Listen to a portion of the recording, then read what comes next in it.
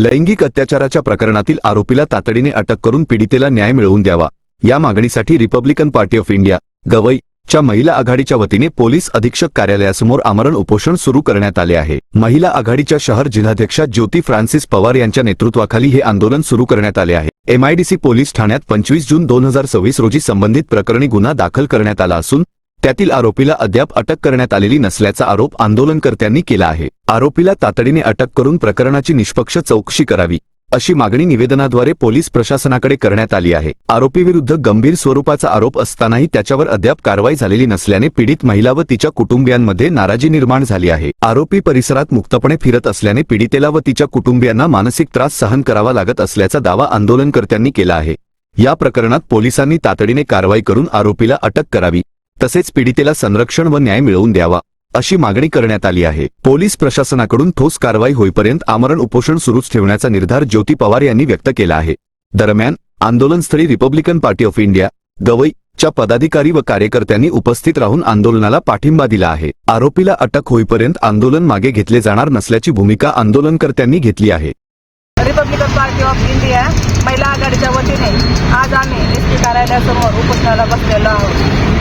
प्रवीण दत्तात्रय गुंड या व्यक्तीवर 376 प्रमाणे गुन्हा एमआयडीसी पोलीस स्टेशनला गुन्हा दाखल होऊन दीड ते 2 महिने होत आलेले तरी सुद्धा आरोपी अटक नाही। वारंवार पोलिसांना पोलीस स्टेशनला जाऊन सांगून आरोपी आहे या ठिकाणी या सुद्धा गोष्टी त्यांना सांगून त्यांनी आरोपी अटक केलेला नाही। आज आम्ही इथं उपोषणाला बसलो आहे। जोपर्यंत आरोपी अटक होत नाही तोपर्यंत आम्ही उपोषण सोडणार नाही। आज या ठिकाणी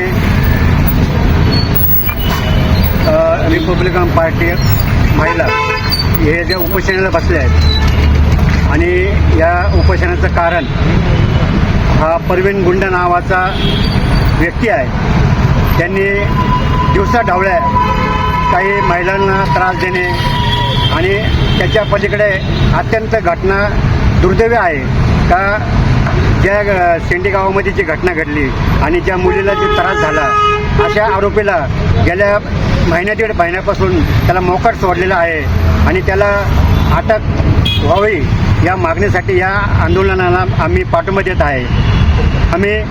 मी ओबीसी विजयंती जनमोर्चाचा अध्यक्ष बाळासाहेब भुजबळ आणि सकलमाळी समाजाचा उपाध्यक्ष या ठिकाणी 12 बोलदारचे जिल्हाध्यक्ष या ठिकाणी अनेक संघटनांचे जे लोक आलेले आहेत ते सर्वांनी या उपोषणाला पाठिंबा दिलेला आहे आणि याची दखल एसपी साहेबांनी जर घेतली नाही लवकर तर आम्ही मोठ्या प्रमाणात या ठिकाणी आंदोलन उभं करून या पीडितांच्या मागं आम्ही ठामपणे उभं राहू। पुन्हा एकदा सांगतो का ज्या पोलीस स्टेशनला जे गुन्हा दाखल झाला असेल त्या इन्स्पेक्टरनी याची दखल घ्यावी, नाहीतर 2 ते 4 दिवसामध्ये याचा तुम्हाला फार मोठा याचा परिणाम भोगावा लागेल।